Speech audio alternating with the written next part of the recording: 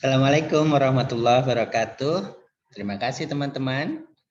Anda semuanya sudah membaca teks atau literatur tentang kematangan beragama, Mature Religion dari Weston Fulton Clark atau Clark. Kemudian Anda juga sudah membaca kembali teks itu untuk kedua kalinya dan selanjutnya Anda sudah mengisi lembar penuntun atau lembar penuntun reading guide dalam tema kematangan beragama ini yang berisi beberapa tunjuk ya, guide gitu untuk Anda isi. Nah, pada kesempatan ini perkenankan saya untuk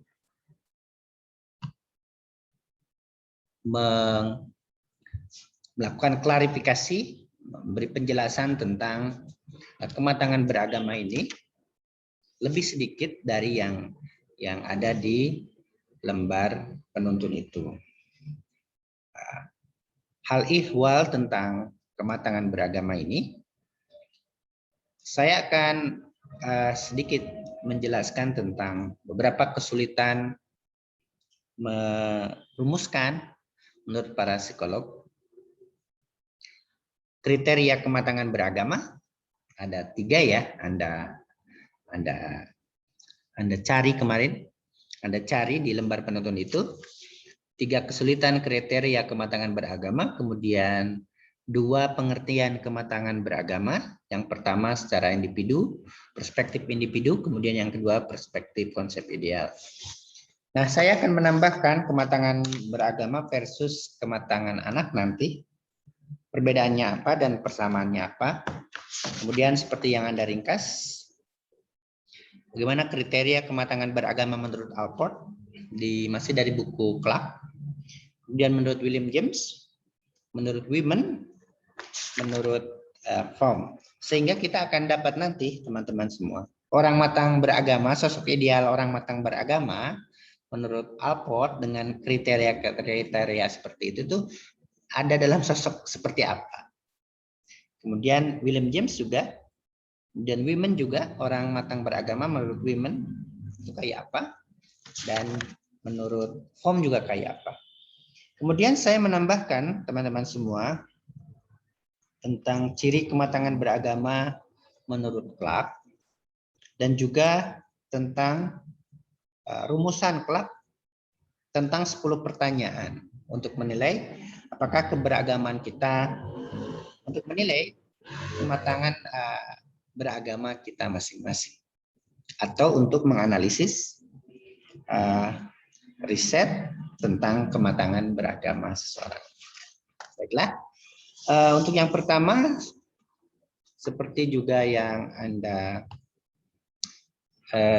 ringkas, 3 kesulitan dalam merumuskan, memberi kriteria standar tentang kematangan beragama ini. Tentu untuk merumuskan kriteria, ciri itu membatasi ciri atau kriteria lain. Makanya Clark di bukunya itu menyebutkan 3 kesulitan dalam merumuskan ciri-ciri orang yang beragamanya matang atau kematangan beragama itu seperti apa. Tapi walaupun sulit, tentu sebagai ilmuwan dan kita sebagai peneliti harus merumuskannya, paling tidak untuk membatasi, untuk memberi perspektif bahwa kriteria ini adalah kriteria dari perspektif atau pendekatan psikologi agama. Nah, Clark di buku itu menyebutkan 3 kesulitan itu. Yang pertama, bahwa proses perkembangan keagamaan seseorang itu tidak pernah selesai. Dalam psikologi yang namanya perkembangan positif dan terus melaju, termasuk dalam hal keagamaan. Perkembangan keagamaan seseorang itu tidak pernah selesai. Mungkin orang itu sekarang merasakan, oh saya di puncak pengalaman keagamaan. Tetapi bisa jadi dia memperoleh pengalaman keagamaan, perkembangan keagamaan di atasnya lagi, lebih tinggi lagi. atau bahkan down, ya, up and down. Nah, sehingga untuk merumuskan seperti apa toh kematangan beragama itu menemukan kesulitan karena itu tadi. Karena dalam psikologi perspektif individu, mungkin bagi si A sholat tahajud tiap malam itu sudah puncak, dia merasa sudah puncak. Tapi bagi si B, nah ini nanti akan kita ke sini, mengikuti satu konsep saja arbitrary kan, sewenang-wenangan, tidak bisa. Pengalaman keagamaan seseorang yang dianggap puncak itu bagi yang lain puncak juga. Mungkin itu ketinggian bagi yang lain atau bahkan kerendahan kan. Misalnya tadi itu contohnya, bangun malam tiap malam, sholat malam tanpa putus kemudian baca Quran, itu bagi si A mungkin itu sudah puncak gitu ya. Tapi bagi si B, oh itu tengah-tengah aja, karena si B selain bangun malam baca Quran, setelah itu dia nulis misalnya, belajar, zikir sampai subuh. Nah, oke, nah hubungannya dengan yang ketiga ini. Kesulitan yang kedua, kematangan beragama itu tidak ekuivalen, tidak sama dengan, tidak berbanding lurus dengan kematangan fisik. Kedewasaan fisik dengan kedewasaan beragama itu tidak selalu beriringan, sejalan, seirama. Karena itu teman-teman, kita sering melihat sosok misalnya secara usia dia dewasa, tapi keberagamannya masih seperti anak-anak. Ada kan ketidakiringan ini, misalnya udah kelas 6 SD, sudah SMP. Sudah tahu, udah diajari di sekolah, di rumah, tapi ketika sholat di masjid kok masih SMP ya, udah remaja kan, masih main-main gitu. Nah, itu dia.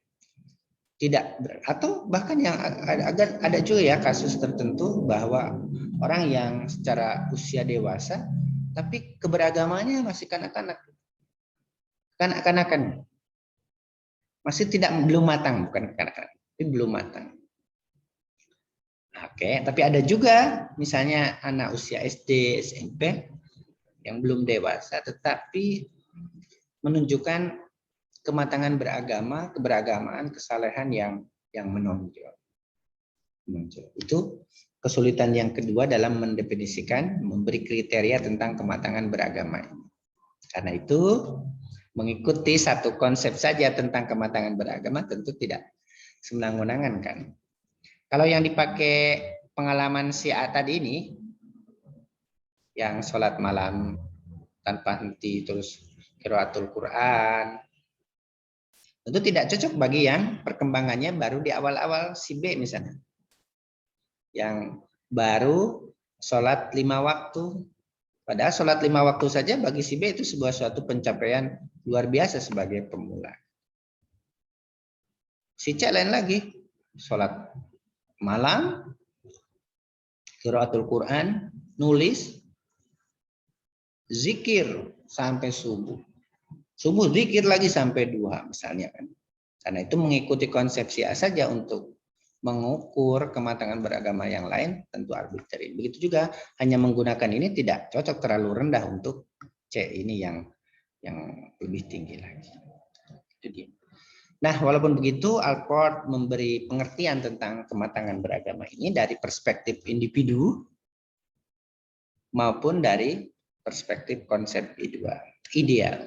Nah, perspektif individu itu yang tadi ini, si A dia mengalami atau mencapai pengalaman puncaknya itu kematangan beragama dengan pengalaman dia, si B dengan pengalamannya sendiri, dan si C dengan pengalaman sendiri. Karena itu dari perspektif individu, kematangan beragama itu, beragama matang itu adalah titik tertinggi perkembangan keagamaan seseorang bagi dirinya for him or herself. Itu individu. Titik tertinggi perkembangan agama seseorang.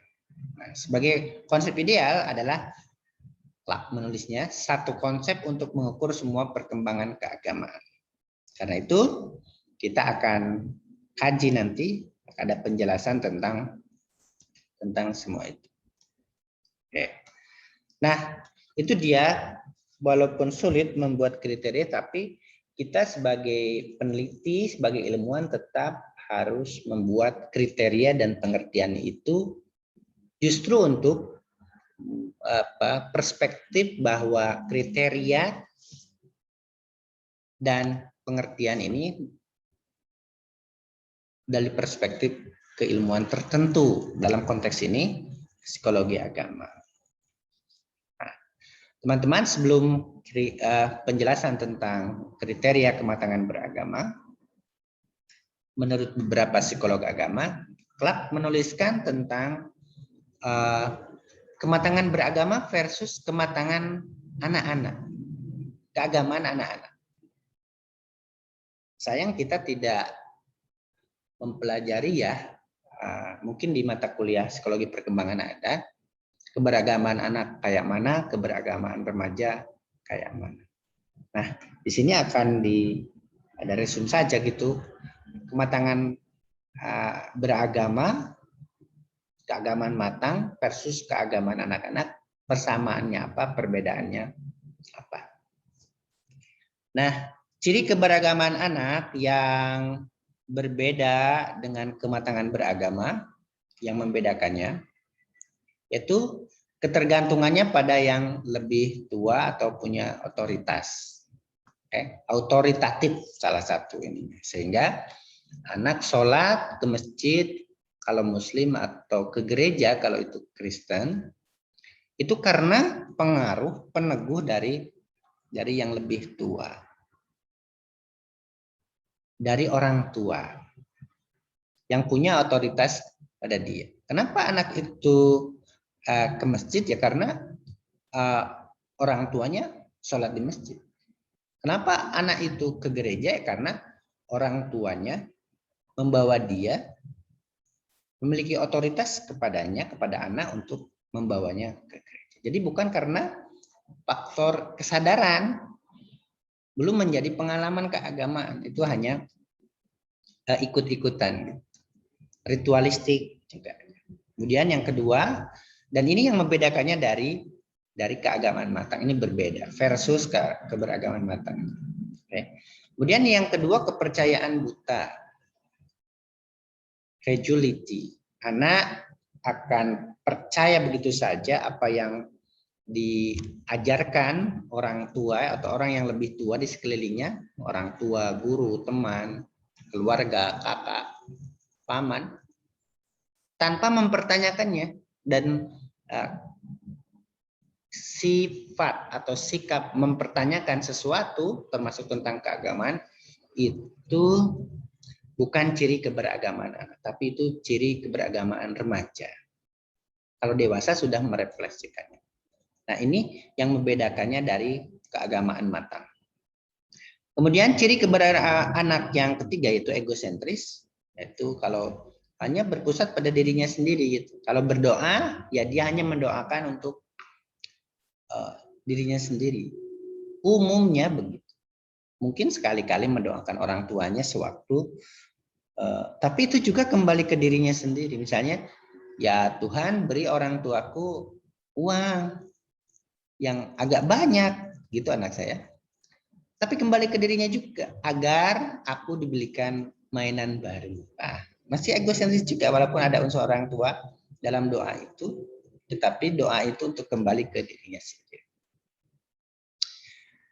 Mari kita lihat kematangan beragama yang kedua versus keagamaan remaja. Persamaannya ada unsur intelijensi, yaitu ada nalar ya, pemahaman. Kemudian unsur afeksi, emosi, sama.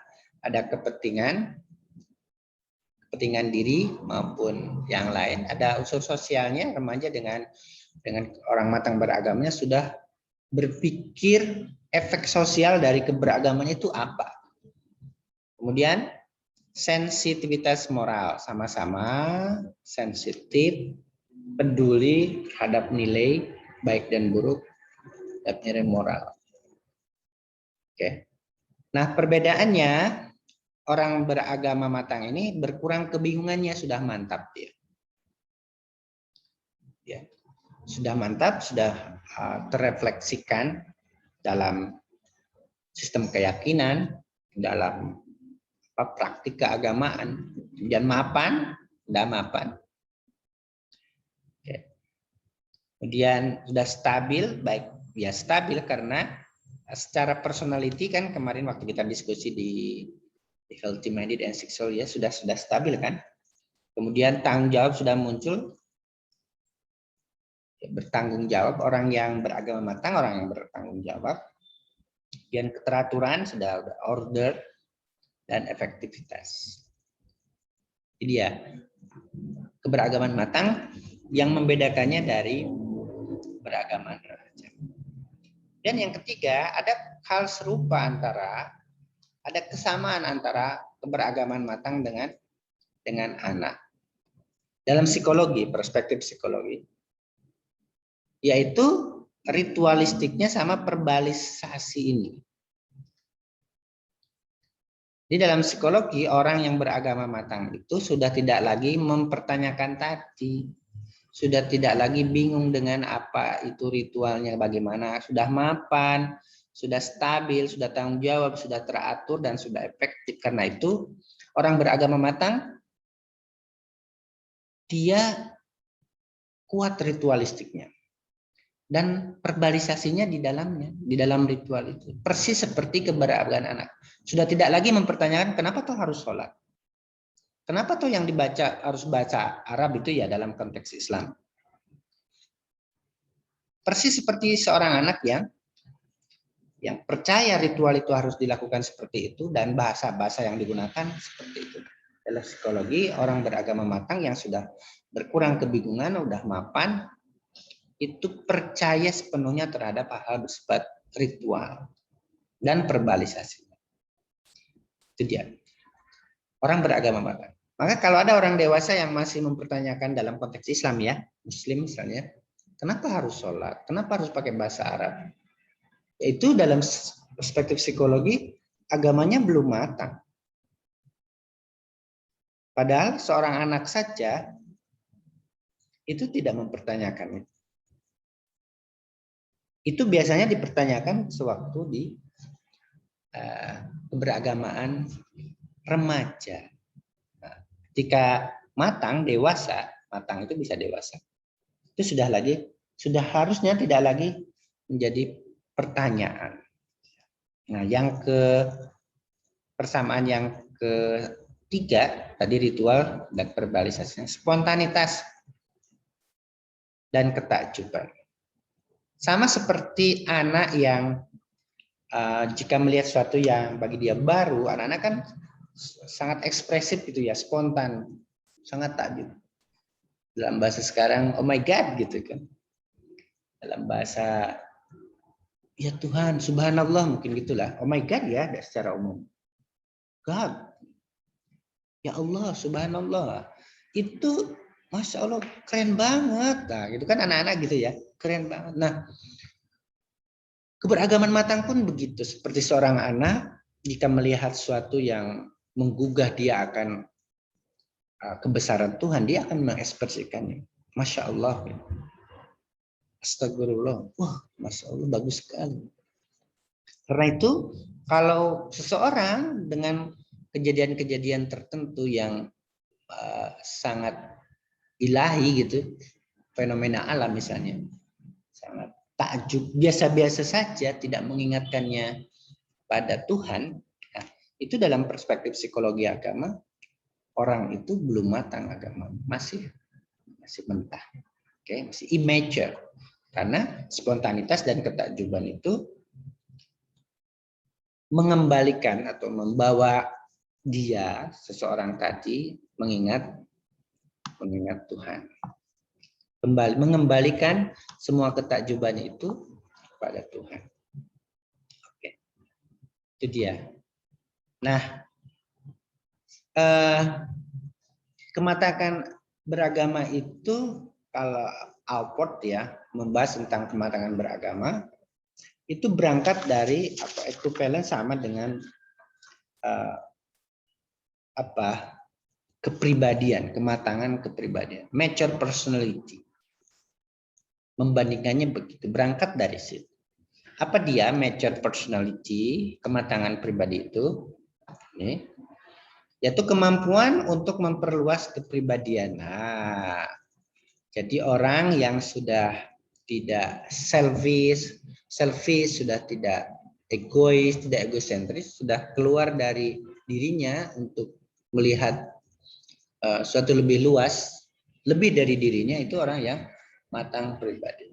Segala sesuatu bukan untuk kepentingan pribadi, tapi untuk di luar dirinya. Sudah keluar, sudah memperluas kepribadian. Nah, sama, mirip-mirip juga objektifikasi diri dan pandangan. Oke. Jadi dia bisa melihat segala sesuatu secara objektif,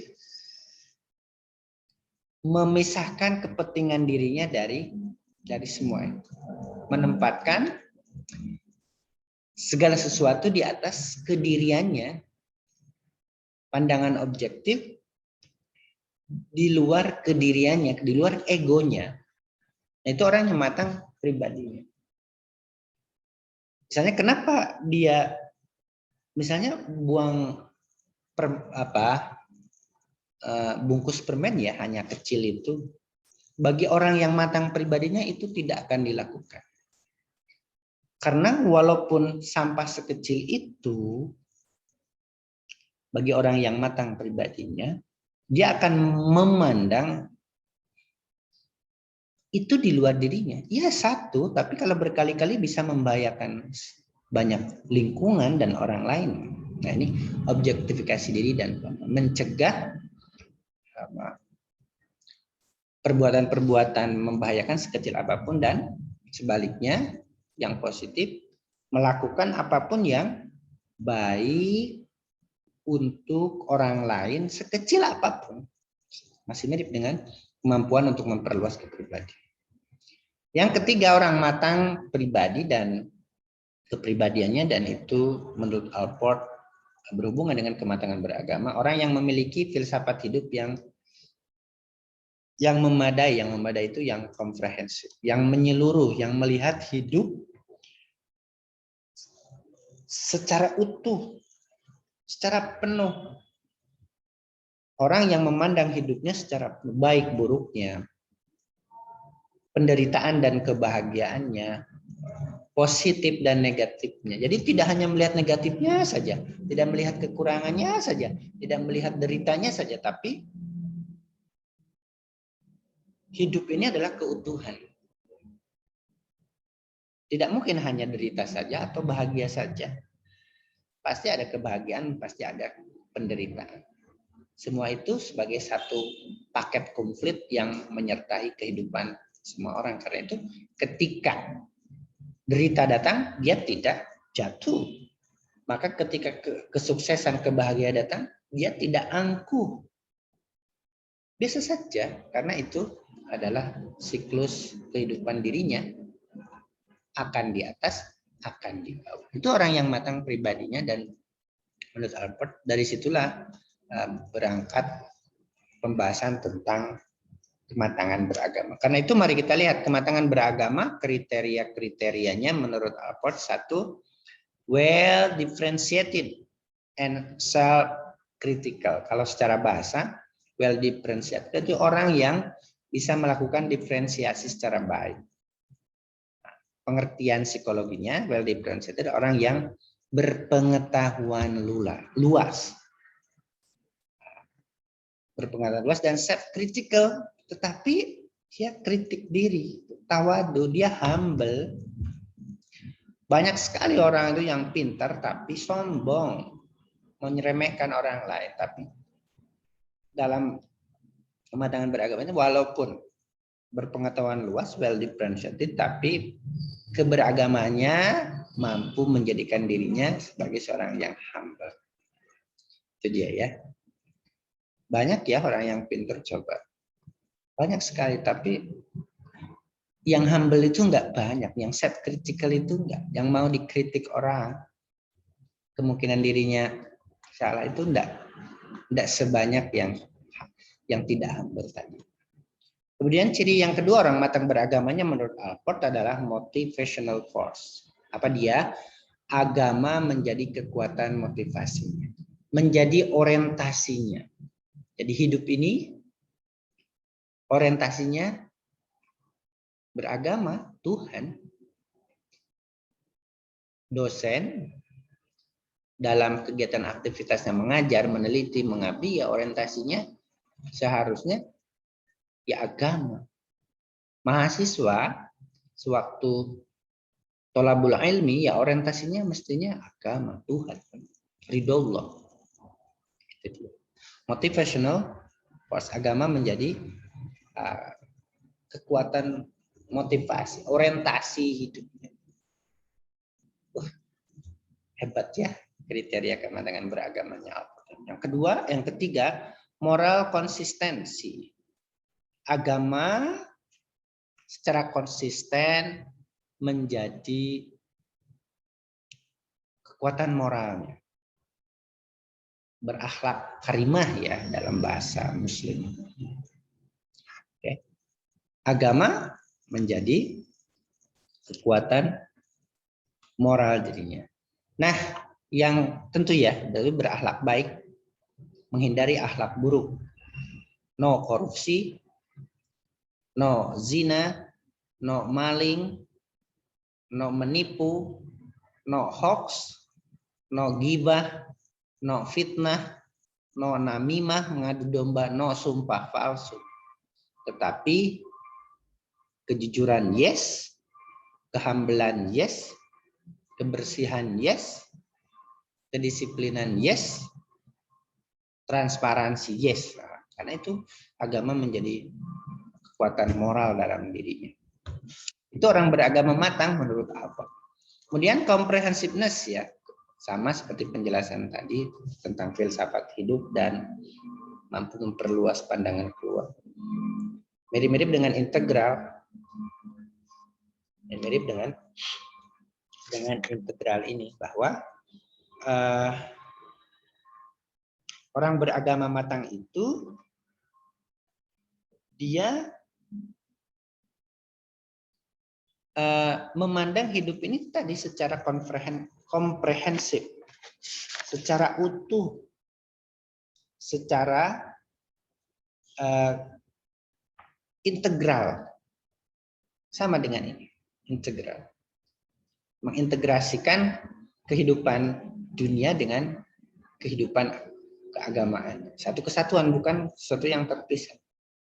Hidup ya beragama ya untuk hidup. Nah, sama dengan komprehensif ini. Agama mampu menjadikan dirinya atau dirinya mampu menjadi seorang yang beragama yang memandang hidup ini dengan penuh keutuhan tadi, utuh. Whole life, utuh, tidak dilihat sepotong-sepotong. Sehingga bisa jadi kalau dikontekstualisasikan ini konsep syukur kan. Yang mensyukuri segala kebaikan hidup dan buruknya. Itu dia. Nah, yang selanjutnya heuristik.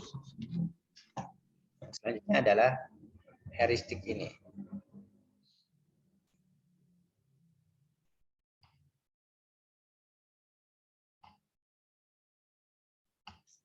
Heuristik maknanya bahwa orang yang beragama matang adalah orang yang selalu dalam proses pencarian. Jadi dia tidak puas dengan apa yang dicapainya, tetapi selalu mencari. Oke.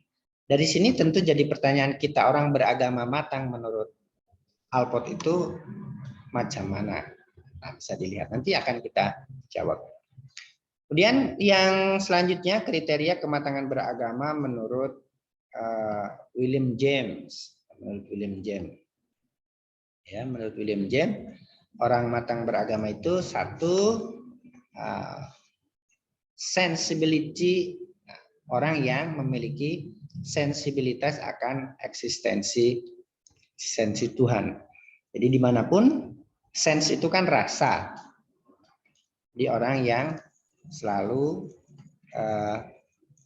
merasakan kehadiran Tuhan dimanapun dia berada. Jadi yang kedua, orang matang beragama menurut William James, yang pertama tadi merasa, sense, selalu merasa akan keberadaan Tuhan dimanapun berada. Yang kedua, selain merasa yang kedua adalah nyambung, bersinambung, mengalami kesinambungan dengan Tuhan.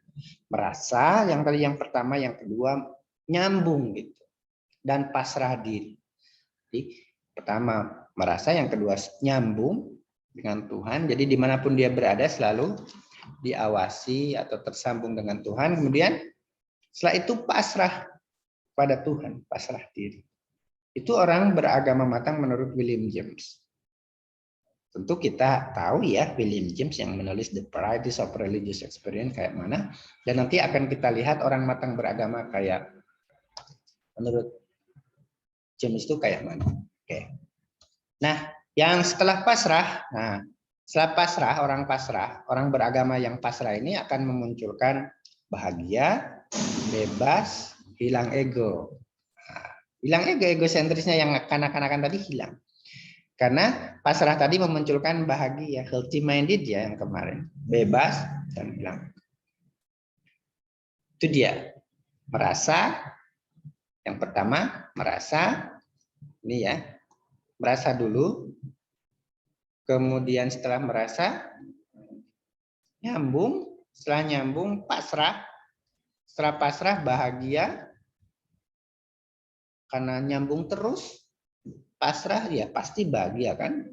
Kemudian merasa bebas, kemudian hilang ego, kemudian perubahan dari emosi menjadi cinta dan hati. Kalau sebelumnya hanya terikat dengan rasa tadi, sense kan rasa toh, emosi toh, afeksi berubah menjadi cinta dan harmoni. Cinta kepada Tuhan, harmoni kepada Tuhan, karena bahagia dan bebas tadi memunculkan, menjadikan cinta dan kedamaian diri. Nah, kayak mana orang matang beragama menurut William James tentu nanti akan kita jawab. Kemudian 6 kriteria kematangan beragama menurut Wiman. Nanti juga pertanyaan di akhirnya, dengan ciri-ciri itu orang yang matang beragama menurut Wiman itu ada dalam sosok apa? Ya. Tujuan yang layak ditinjau dari segi kemanusiaan. Itu dia. Jadi segala sesuatunya berorientasi kemanusiaan, perbuatan, pemikiran, kebiasaan, sikap, perilaku, semua harus ditinjau dari segi kemanusiaan ini. Harus ada manfaatnya, sisi manfaatnya untuk manusia. Melindungi manusia, menghindarkan manusia dari bencana. Yang kedua, loyalitas yang sempurna. Di orang beragama matang itu loyal terhadap apapun secara sempurna, terutama terhadap nilai-nilai kemanusiaan. Kemudian efisien dalam mencapai tujuan. Dari segi waktu berarti ini kan orang yang efisien, tidak banyak menghambur-hamburkan waktu untuk mencapai tujuan. Kemudian sensitif dalam memandang nilai, sangat moralis, sangat humanis. Kemudian loyalitas yang terus tumbuh dan loyalitas sosial yang efektif. Loyalitas yang tumbuh dan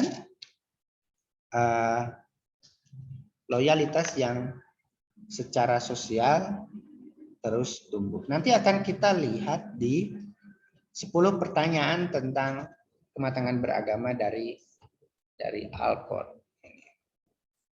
Oke, itu menurut Wiman. So, dari tanda-tanda ini Bisa kita lihat kan? Orang matang beragama menurut Alport itu yang ini loyalis terhadap kemanusiaan, efisien, mencapai tujuannya, sensitif dalam memandang nilai. Itu kayak mana? Mari kita nanti lihat. Nah, Erich Fromm merumuskan tentang kematangan beragama dengan membandingkan tipe keberagamaan yang otoriter dan yang humanis. Yaitu agama yang datang dari luar, dan keagamaan otoriter adalah ini dia. Agama yang datang dari luar dan bersifat tirani terhadap dorongan-dorongan natif dari individu tersebut. Jadi dia beragama karena dorongan motivasi luar, bukan dari dalam dirinya sendiri. Karena malu, karena ikut-ikutan, takut dibilang ini itu. Sedangkan keagamaan humanis adalah keagamaan yang bersumber dari kekuatan-kekuatan kreatif individu sendiri, meskipun tidak berarti benar-benar bebas dari kekuatan sosial. Oke, jadi keberagamaan yang begini. Nah, tentu kita akan lihat nanti orang yang beragama matang menurut Fromm itu kayak mana. Mari kita kembali ke Alport ya. Nah, bagaimana tuh? Sosok apa tuh orang matang beragama menurut Alport ini? Well differentiated, berpengetahuan luas, and self-critical ya, motivational force, moral consistency, comprehensiveness, integral, dan heuristic. Orang matang beragama menurut Alport ini adalah ini dia. Karena itu disukai oleh para akademisi. Ya mahasiswa, dosen, peneliti ya. Ini orang beragama matang itu menurut Alport. Karena berpengetahuan luas, kemudian self-critical, itu dia. Heuristik, selalu dalam pencarian. Nah, bagaimana dalam sosok apa tuh ciri-ciri ini ada kira-kira? Sense akan eksistensi Tuhan, dan nyambung dengan Tuhan, pasrah memunculkan bahagia, bebas, ego, kebahagiaan, kemudian emosi menjadi cinta dan harmoni. Sosok seperti apa orang-orang seperti ini? Tentu sosok-sosok sufi ya, orang-orang seperti ini. Nah, menurut James, orang matang beragama itu ya tokoh-tokoh agama itu, dalam bahasa dia yang pastur itu, dalam bahasa dia sufi. Orang yang meninggalkan dunia untuk jalan Tuhan. Kalau women, seorang apa dia? Loyalis yang sempurna, efisien dalam mencapai tujuan, memandang nilai, berorientasi nilai, loyalitas yang terus tumbuh, nggak mandek. Loyalitas tumbuh, tidak buta gitu. Kemudian loyalitas sosial yang efektif. Tentu orang matang beragamanya menurut women adalah orang beragama yang mempunyai dimensi atau kepedulian sosial. So, orang beragama matang menurut women ini adalah seorang sosialis. Orang beragama yang sosialis. Okay. Memiliki kepedulian sosial. Nah, yang ini bisa ditebak, berarti orang beragama matang, yaitu yang ini ya, yang healthy minded kalau William James, yaitu seorang humanis. Oke. Orang yang humanis.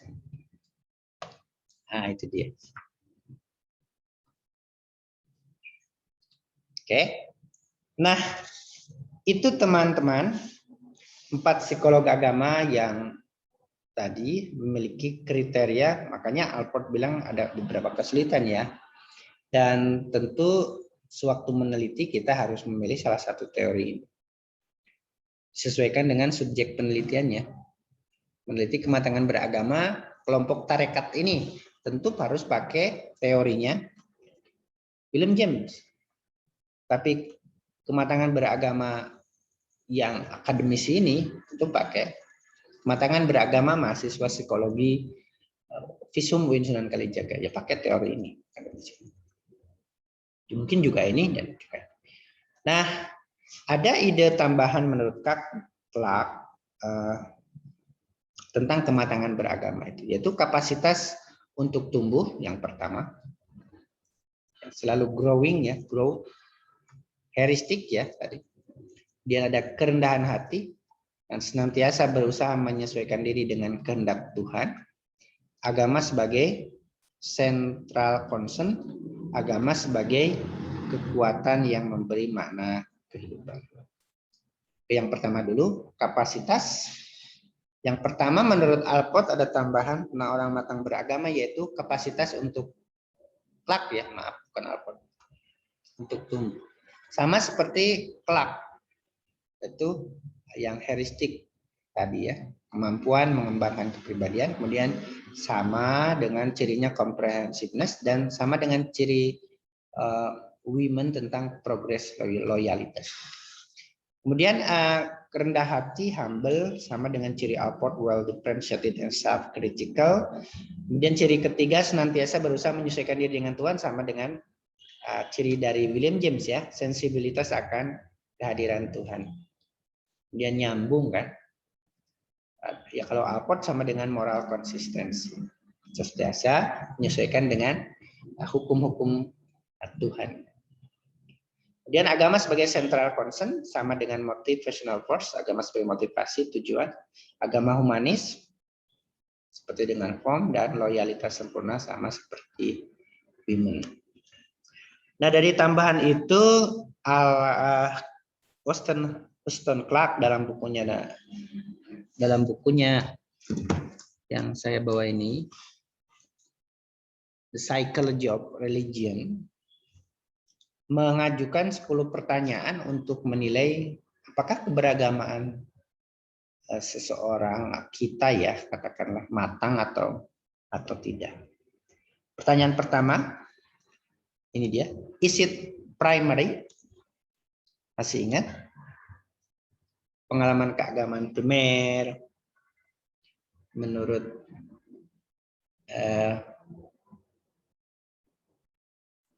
William James kalau tidak salah, menurut atau Clark ya di awal, tentang metode dan objek psikologi agama. Maksudnya adalah apakah keberagamaan muncul dari kebutuhan individu yang mendesak atau suatu kepura-puraan?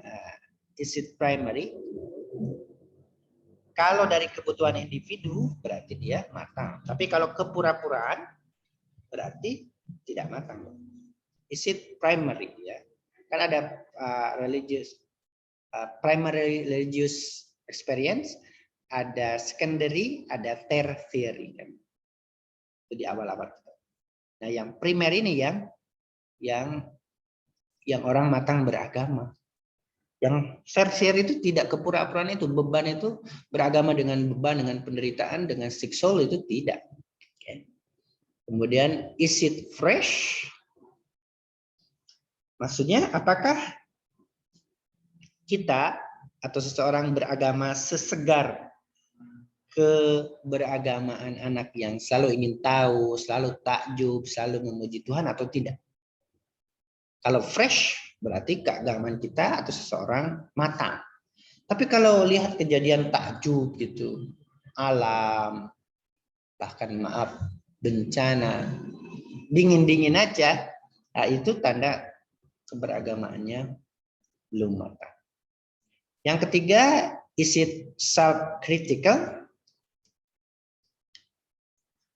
Apakah individu dapat melihat kelemahan dalam keagamaannya sekaligus tetap loyal terhadap agama?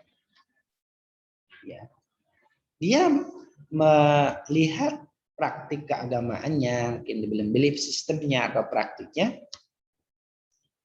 itu kemungkinan ada sesuatu yang harus diperbaiki, tapi dia tetap loyal. Tidak gampang digoyahkan orang. Kalau begitu, self-critical, melihat diri sendiri, self-critical, kritik diri, orang beragama dengan mampu melakukan kritik diri ini adalah orang, ciri-ciri dari orang yang beragama ya, matang ini. Orang beragama matang ini. Oke. Kemudian Jika itu berarti iya, agamanya matang. Yang keempat, is it free from magic? Apakah keagamaan kita atau keagamaan seseorang itu semata-mata karena ketundukan kepada Tuhan atau sebagai alat keuntungan pribadi, magic aja, hanya alat, hanya orientasi ekstrinsik aja. Oke, apakah keberagamaannya intrinsik atau ekstrinsik ya? Mungkin kalau kita lihat orientasi beragama. Kalau keberagamaannya intrinsik, berarti matang beragama. Tapi kalau agama menjadikan magic alat untuk memperoleh sesuatu, hal-hal duniawi, ekstrinsik, itu tidak matang. Yang kelima, is it meaningfully dynamic? Apakah agama memberi makna bagi kehidupan dan menjadi sumber motivasi tadi, motivational force. Jangan sampai sholat jalan, maksiat jalan. Ke gereja jalan, ke kuil jalan, maksiat korupsi jalan. Haji tunaikan, korupsi ditunaikan. Itu tidak matang. Seharusnya orang beragama matang adalah agama memberi makna. Kalau tidak bermakna ya jangan dilakukan baik bagi dirinya maupun orang lain toh. Apakah agama menjadi sumber motivasi? Nah ini dia. Kalau iya, agama menjadi sumber makna dan sumber motivasi, berarti keberagaman kita atau seseorang itu matang adanya. Selanjutnya nomor 6. Is it integrating? Tadi ada ciri integral ya dari Alport. Apakah agama seseorang atau agamanya mengintegrasikan semua aspek kehidupannya dengan dan konsisten dengan moralnya? Oke. Apakah agama dilihat secara utuh, tidak dipisah-pisah dalam kerangka nilai dan moral? Secara konsisten, kalau iya bermoral, moralis, humanis, moralis, berarti agamanya matang. Kalau di masjid, kalau sholat jalan, maksiat jalan, tentu tidak integrating kan. Dikotomi, syirik ya, dalam bahasa Arabnya. Dan harus menyatu itu, kehidupan baik buruk itu menyatu dalam semua aspek kehidupan, baik berpolitik, berdagang, berdosen, bermahasiswa, berpeneliti. Oke. 7. Is it socially effective? Nah, sosialis. Apakah keagamanya memperkuat kepedulian sosialnya? Oke. Harus peduli sosialnya. Yang tidak peduli sosial berarti tidak matang. Does it demonstrate humility? Kehambalan, kerendahan hati?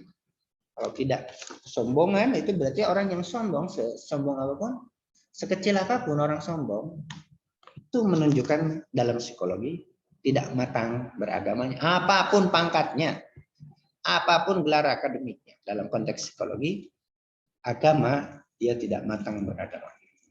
Sick soul dia, bukan healthy minded. Yang ke-9, is it growing? Apakah keimanannya meningkat baik dalam hal pencarian kebenaran yang lebih dalam maupun dalam memberi manfaat kepada orang lain? Oke, apakah keimanannya selalu meningkat?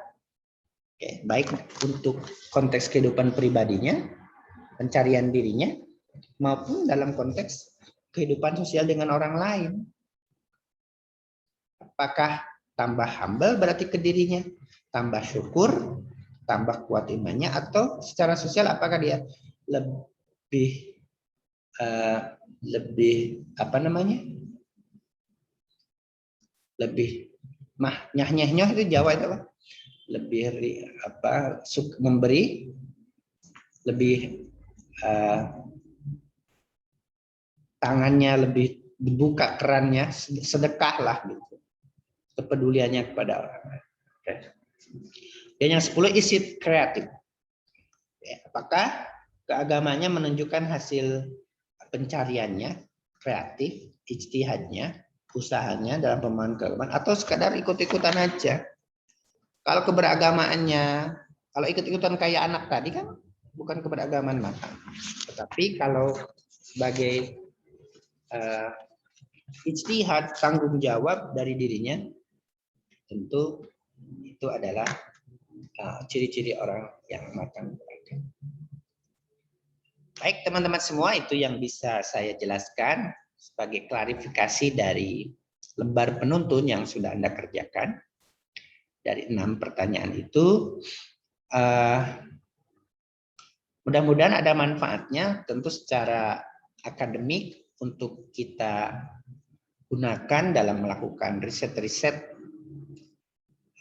keberagamaan, tentang kematangan beragama ini, baik di riset makalah, artikel, dan mungkin juga dalam skripsi Anda nanti ya. Kemudian yang kedua, semoga juga manfaat ini untuk melihat diri kita masing-masing, apakah kita matang beragamanya atau perlu ditingkatkan, atau masih seperti kanak-kanak, atau masih seperti beragamaan remaja. Tentu ini semua bisa kita refleksikan untuk diri kita sendiri dan semoga ada manfaatnya. Demikian teman-teman yang bisa saya jelaskan tentang tabayun, penjelasan tentang kematangan beragama ini. Mohon maaf kalau banyak kekurangan, tentunya itu dari saya. Assalamualaikum warahmatullahi wabarakatuh.